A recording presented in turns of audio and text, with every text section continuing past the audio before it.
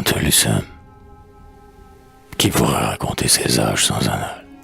Que l'œil déchiffrera ses pages virginales, où Dieu seul a posé son doigt mystérieux. Tout ce passé qui gît sinistre ou glorieux, tout ce passé qui dort heureux ou misérable, dans les bas-fonds perdus de l'ombre impénétrable. Quel est-il?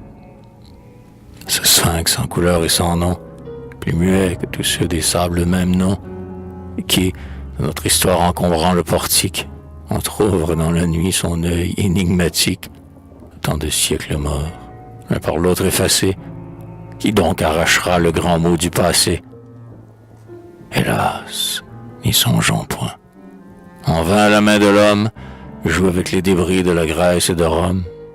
Nul bras n'ébranlera le socle redouté, qui depuis si longtemps, rigide majesté, plus lourd que les menhirs de l'époque celtique, pèse au vieux Canada sur le sépulcre antique, où, dans le morne oubli de l'engloutissement, ton tragique secret dort éternellement.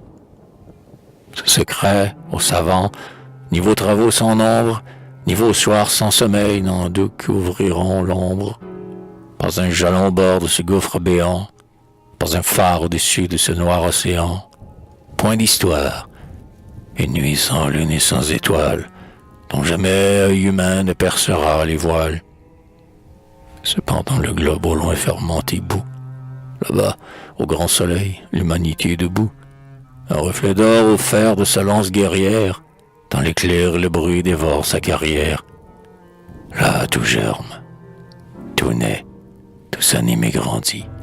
Du haut des panthéons dont le front resplendit, la trompette à la bouche, on voit les renommées dans l'éblouissement des gloires enflammées.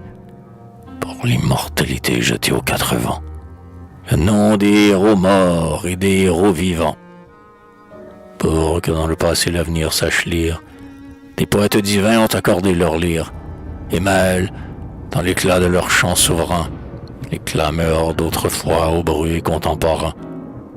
Le progrès, dans son antre où main flambeau s'allume, sous son marteau puissant fait résonner l'enclume, où se forge déjà la balance des droits, où pèseront plus tard les peuples et les rois. La science commence à voir au fond des choses. Les arts, ces nobles fleurs au vent du ciel écloses, entr'ouvrent leur corolle au fronton des palais. Que dis-je?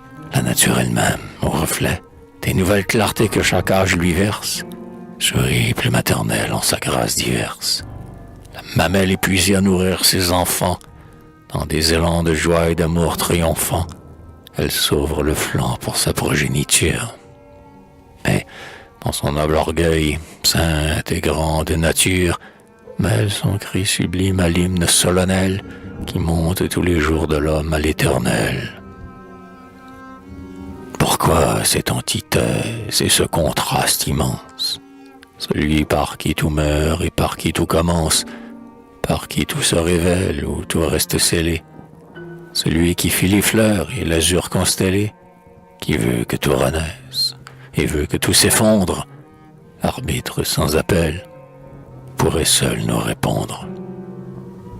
Au bord ensoleillé de ton beau Saint-Laurent, ou sous l'ombre des bois au rythme murmurant, qui te prêtent leur sombre et riche draperie, quand le désœuvrement conduit ma rêverie, au cher pays dont j'aime à sonder le destin, je remonte souvent vers ce passé lointain.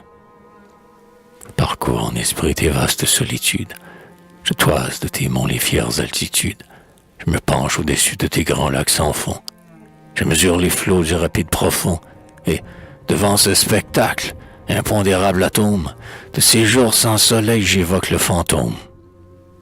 Tout change à mes regards, le présent disparaît, nos villes à leur tour font place à la forêt, tout retombe en oubli, tout redevient sauvage, nul pas civilisé ne foule le rivage, du grand fleuve qui roule, énorme et gracieux, sa vague immaculée à la clarté des cieux. Ton tiède midi jusqu'aux glaces du pôle, des hauts pics n'ont encore porté sur leur épaule, au Canada, connu du seul oiseau de l'air, que l'ombre de la nuit, le choc de l'éclair. Tout dort enveloppé d'un mystère farouche. Seul, parfois, quelques masques au regard sombre et louche, effarés, menaçant comme un fauve aux abois, apparaît tout à coup dans la nuit des grands bois. Quel tableau!